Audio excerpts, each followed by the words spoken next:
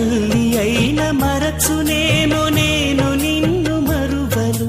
చూడుము నా అరచేతులలో నిన్ను చెక్కియున్నాను. నీ పాదము తొట్టిల్లనీయను నేను. నిన్ను కాపాడువాడు కునుకడు నిదురపోడు అని చెప్పి వాగ్దానం చేసిన యేసయ్యా తల్లిలా లాలించును.